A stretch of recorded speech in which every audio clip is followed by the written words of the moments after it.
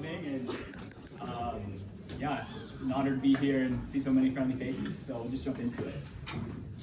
So I actually am from like the Boston area. I don't know if a lot of you know that. I get a lot of LA, a lot of New York, but no, I'm from Boston. Okay. So I live in Newton, Massachusetts, which is a 20-minute drive. It's actually where Boris had his like Russian parties. That's like my hometown. So I went to Newton South High School. That's Shelton's like rival high school. Here's Newton North. And this is like kind of the vibe of Newton. It's a very nice suburb in the suburbs of Boston. Lots of trees, very safe for kids. Really great place to grow up, and I'm very fortunate to live there. The public schools are really great, so that's where I went. I think my family moved there in part because of the school system. So that was kind of where I grew up. So the story starts though in Shanxi, China. So the boy on the left is my dad actually. And in the 60s in China, I know we've done some Big E kind of analysis, but it's very poor. There's not a lot of wealth, there's not a lot of social mobility. You know, most people, especially in that region, like worked kind of on the farm, sustenance farming. You know, you heard my dad from ages 1 to 13 basically herded cattle. You know, he had a pet chicken, then one day they ate the pet chicken. It's very sad, but that was kind of how life was like. And my dad, his story's a bit sad. It starts off, you know, his mom dies 6 months after he's born because she got sick doing labor for like the government. His dad remarried and had 3 kids, but he couldn't live with his dad because they were too poor to have him in the house, basically. So from ages 1 to 13, he lived with his grandmother, actually. So he kind of, in a sense, lost both his parents. So I have this picture here of where my dad actually grew up from ages 1 to 13. You can see it's not that nice. I mean, it's basically just caved out housing on a cliffside, right? Obviously, it's been decades since anyone's lived there, so it's deteriorated. But you can kind of imagine there's no plumbing, there's no electricity.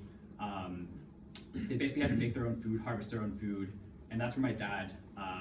He went to school and then he came back and basically he was like, herding cattle, planting seeds, harvesting, and that's kind of how his life was. So my dad's the one on the right. I don't know if he looks like me a little bit. I don't know where my class maybe. And so at age 13, he's able to actually take an entrance exam to high school. So actually high school starts when you're 13. In China back then, school was very compressed. So they had the 5-2-2 program. I don't know if it's still a thing, it's probably not, but you do 5 years of elementary school, 2 years of middle school, and then 2 years of high school, and then you go to college. So he goes to this better high school, still in the Shanxi province, and there he starts to get more opportunities. He's becoming a top student, and then at age 15 he takes the Gaokao. And he's actually, I don't know if you've known about this exam, but he was actually like the 3rd class to take it apparently. He scored well. I think he was like the top in his county. And then at age 15, he goes to college, and he actually goes to medical college. So he actually goes to the Shanxi Medical College. So in China, at age 15, you basically go to med school. And so he had scored so high in the exam that the government was like, hey, we're gonna put you in this medical school. And my dad, he was like, I was talking to him literally 2 days ago about this. He's like, I just wanted to be a soldier. This was just by chance. So he gets admitted to medical school at 15. And the funniest thing is, it's the Department of Pediatrics. So he is basically a 15-year-old learning how to take care of 15-year-olds. So that's him, studying, it's me like late night pacing. So him learning from, it looks like a foreign lecturer coming in, and that's him in front of the college. So that's my dad. And so from 15 to 20, you basically do medical school. And it's 5 years. First 4 years, it's like general medicine, and then his last year was specializing in pediatrics. So yeah, I just want to kind of glance over. There's some pictures I found in an album. I went home and kind of saw these photos, and I don't know about you guys, when you see like a picture of your parents when they're young, it's just like this whoa moment, it's just, my dad isn't really stylish now, but I feel like he had a thing going on back then. I don't know what he's listening to. Maybe it's like lo-fi or something, but it's just, he's in college, like he's grown up in such poverty, and now he's finally with a ton of great peers. He's learning, he's seeing a path forward for himself, and he didn't really grow up with a family pretty much. So that's my dad. It's really like kind of crazy to see him that But the most important thing in medical college was actually met my mom. This is my mom, Tao. So she had a very similar upbringing to my dad. She lived in the same province, so you can kind of think about the living conditions. But she was always, school in China was very hard. She told me literally 6 to 12 was like the hours, go home, you do chores. Back then, because you need to do work around the house. And she was always the youngest in her class. She was a year younger. She was frail. She didn't really eat a lot of food. She told me because the food was bad. So she always kind of had headaches. You had to do physical education. She had to ride her bike to school.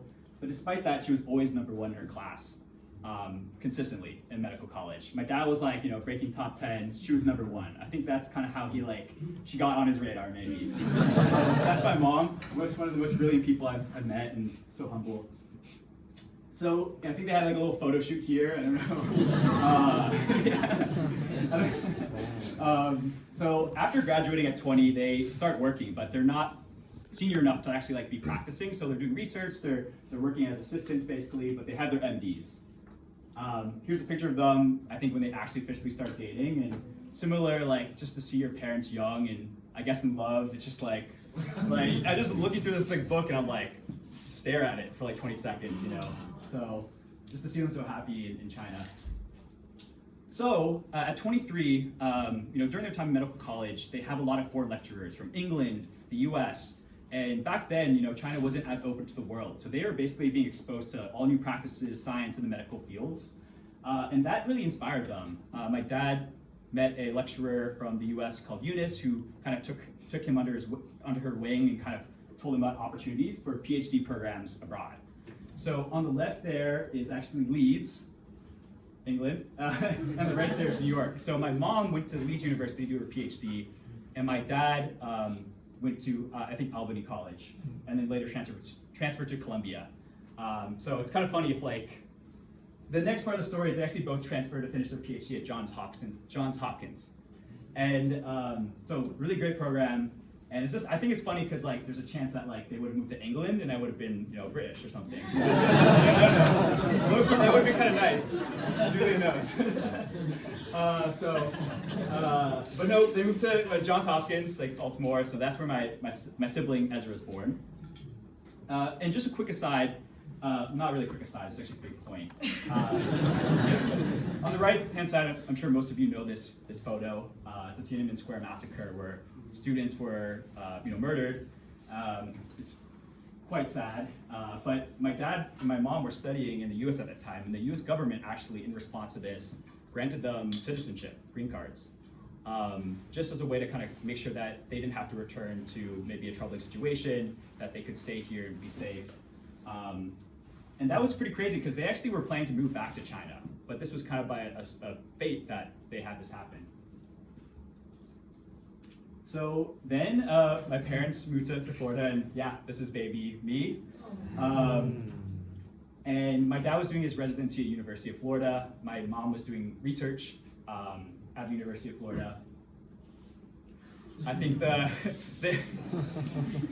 don't know why they put me in this, but this is just a sign where they're starting to enjoy life in the US. I think having a family is pretty fun. I don't know, maybe the interest in fashion, style started.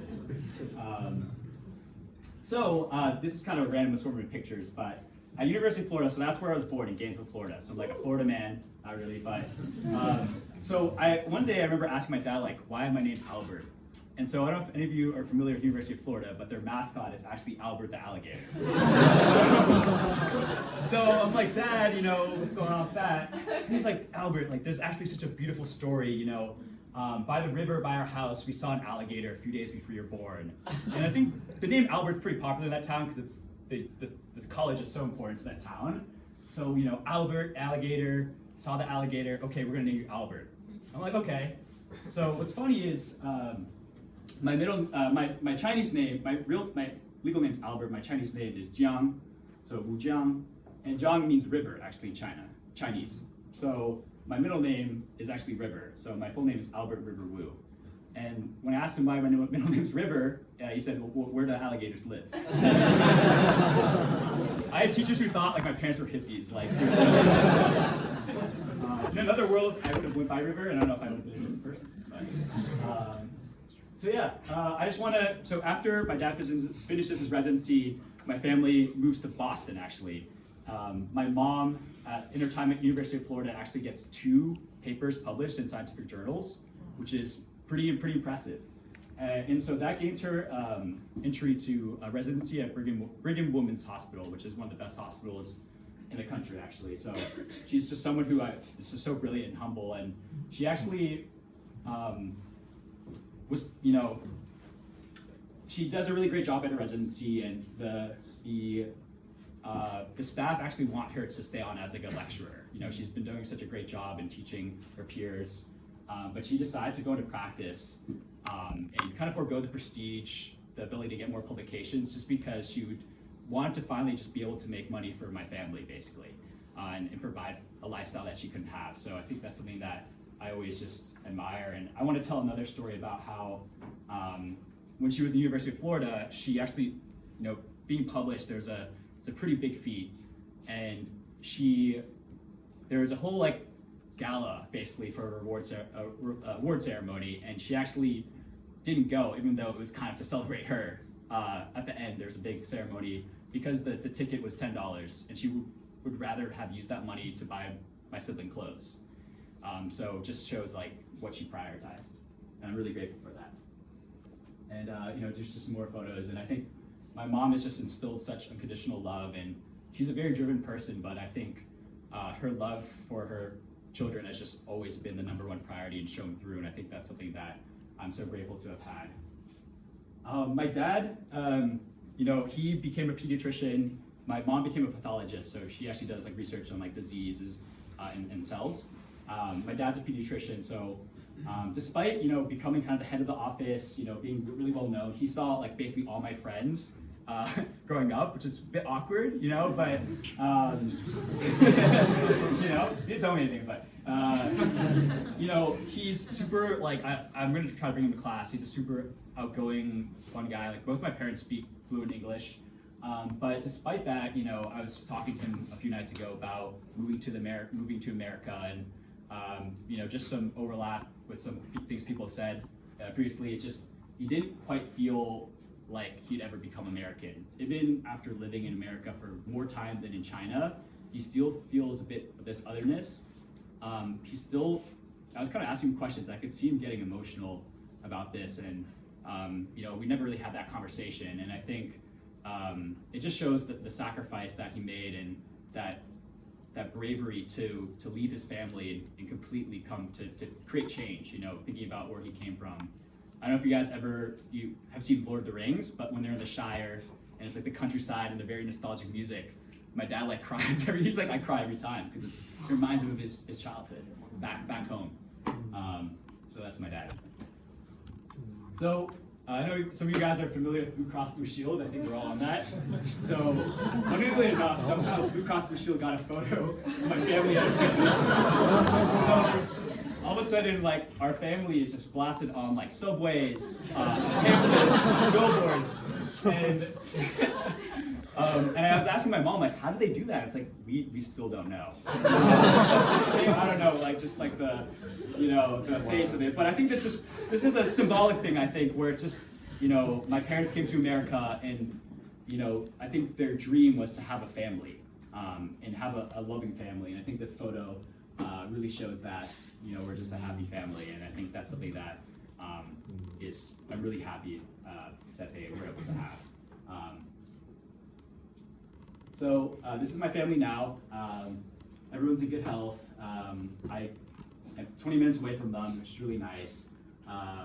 That's my girlfriend Isha. I think she's on the Zoom, so I have to mention her.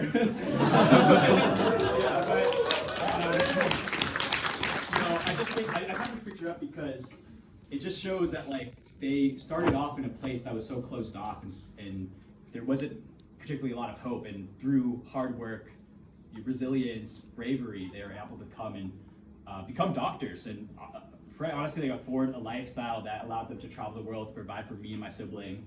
And I think I'm forever grateful for that. They were younger than me now when they made that decision to come to the US. There wasn't WhatsApp, there wasn't FaceTime, WeChat. they had to do mail or call on a landline. And I think I want to kind of switch gears a tiny bit where talking about my culture and to Allison's kind of presentation, it resonated a lot, right? I grew up in Boston. Being Asian American in a majority white school, I mean, this is Newton, you know, very liberal place. I still got the comments, I still got the occasional bullying, right? I think like I remember one instance where I'm standing outside waiting for the bus, and another bus from another school comes by, and the kids they stick their heads out and they do like the slanted eyes at me, and I'm like 12 years old, and you're just trying to find your identity. You know, I've had all the comments you can name. So I definitely think my connection to my Chinese heritage was honestly quite broken growing up. And I remember in middle school there would be talks about that's the Asian table, like if you sit with them, like you're gonna be associated with this, like don't sit with them, do sit with them. Like it just was really confusing time. And so I had only been to China twice, one when I was 8 years old, and the second time was actually when I was 21, when I did an exchange semester in Singapore. And during the Chinese New Year, I wanted to basically reconnect with my family. It was kind of this bold, brave thing to do. I don't speak fluent Chinese, so that navigating was pretty tricky. And I had gone by myself, you know. And I remember getting to the airport and just being so nervous. Imagine you're like seeing all your dad's side of the family for the first time. You're like 21 years old, like, and you don't speak their language. It's like, what the hell is gonna happen? Like, you know. But the amount of like hospitality that showed me, you know, I remember we were eating Chinese New Year dinner, and it was the first time in my life where I was in a room and everyone around me, 20, 30 people were there because of me, connected to me, you know, and that was such a warm feeling. It felt like a warm hug, and I remember feeling that I'd never felt that before because I don't have a big family at all in the US. So, you know, that's my dad's cousin on the left there, and he like, I remember walking to this random house, and he thought he saw my dad. You know, this is my dad's extended family. That's me over there, and that's me actually at my dad's home. I actually went, when we were going around, I wanted to see it, and I think it just really awakened a lot of appreciation and feelings about that. So I think when I came back from that trip, I had started to appreciate a lot more of my Chinese heritage, and I try to explore that as much as I can. So we're gonna pivot to another new topic, a bit of a fun one, but just to summarize here, I think you know, it's impactful to hear your parents and your relatives' stories. Like, I would encourage all of you to sit down and hear not just the spark notes, but what exactly happened? How did this make you feel? Like, why did you make this choice? And I think that was something that was so valuable, and I'd recommend. There's so much learnings you can get from that. And I think from that, another take is from their struggle and sacrifice of your parents. I'm sure all of your parents have made sacrifices for you. Using that as motivation, just to be your best self and live your best life. I think that's something that I took away as well. And also, my dad, when I was talking to him, he said, you know, while all this was happening, while I was applying to PhD programs, where I was considering moving to the US, all this, he said, I was still figuring it out. Like, I didn't have it all solved. And I think a lot of us are probably feeling that right now. And to see how they were able to just pursue what they thought was the best at the moment, and, you know, just to show that our parents are humans too. They didn't have everything figured out too. They're flawed. They have their hopes and dreams. They still do. They're people. They were here where we are now. So, okay, to switch it up, okay, part two of my take is discovering my personal style. So, so I've been kind of moonlighting as a fashion influencer. So this is, not a lot of people know about this page, but this is something that I started in COVID. I know we all had COVID activities. So it started off actually as a way for me to kind of actually buy and sell like my thrift finds. So I was very much into like the vintage scene, like going to thrift stores during COVID, or mostly finding stuff online. But started off as kind of a resale business, right? I would find things that I would, pieces that I would like, I would sell it, I would clean it up, repair it, and the community kind of started to build around my page. A lot of the clothing I actually would just like kind of model and wear, and then more and more kind of I became more of a page, and then it kind of became like a style, kind of style page for myself, and a way to kind of explore fashion, something that I was discovering. And I've, you know, I know funny like Supreme Case, all this, you know, but it's definitely something where when I was a kid, my mom would take me to like Marshalls and we'd shop in the discount rack. And I think a way for me to build confidence was her saying, hey, like, you know, you look really good in that like Nike shirt or whatever. So I think that kind of planted it. And I'd always had an interest in fashion, following YouTubers, you know, researching things, but it was only until Code where I really kind of went for it. And that's my page. So it's not active. I mean, it's just like too much work at HBS, so I'm not like really posting on it as much, but it was a pretty big part of, you know, my young adult years. So a big part of that is like just sourcing the clothes. So kind of a little spiel about vintage. It's really great quality clothing. A lot of it's made in the USA because it's made in like the 80s or 90s, so it's gonna last you a lot longer. It's also sustainable and also gives you a lot of like one-of-one unique pieces. So I'd recommend, you know, vintage is great. So this is me in California. I lived in SF, and I would go to these like basically flea markets and basically treasure hunt for good pieces and things like that. So if you ever have any questions, like I could pretty much date like and identify like any vintage kind of piece. Like it's been that much experience in this space. So that's something that if you ever have questions about, I'm happy to discuss. So a big part of that too is actually like, I actually was a pretty big part of this community. So this is SF, and I actually like curated a whole booth and sold at a market. So a little entrepreneurship there. But it was a ton of fun because I was able to like, you know, really show off this love for fashion, for clothing, and sell pieces to like friends and people who were just walking by in SF. And it all was because I kind of started this page. So what does style mean to me? You know, I really hate the term I'm into fashion. I just think it doesn't come off the way I like it. I would say I'm into like self-expression through your style and seeing style and clothing as a vehicle to express yourself. So, and then it doesn't have to be fashion, it could be whatever your interest or hobby is. So I would say exploring that passion is something that has been really important to me to kind of build my identity and build my confidence and my ability to self-express. You know, this wasn't always the case growing up. Like I felt a lot of pressure to conform, to fit into stereotypes. And so I think clothing and fashion has always been a big part of like breaking from those side of things. So my take there is, you know, it's to be authentic, to try to show your true self, to not feel pressure to conform, to try to put yourself out there, be your true self, and just live authentically. You know, overall, I would say that thinking about my parents' story, where I am now, right? I'm thinking through things about what I want to do with my career. Do I want to go back to tech, to LinkedIn, or do I want to pursue something different, a bit something not traditional, maybe something in the fashion space? And I kind of think back to what my parents say, which is, you know, we sacrificed, we did this for you, and I think because of that, like I think I owe it to them to, you know, do what I want to do, carve my own path. And they've given me that ability to do that. So stay tuned. We'll see how that goes. But I think my story is still going on, and we'll see from there. But that's my take, and thank you for coming.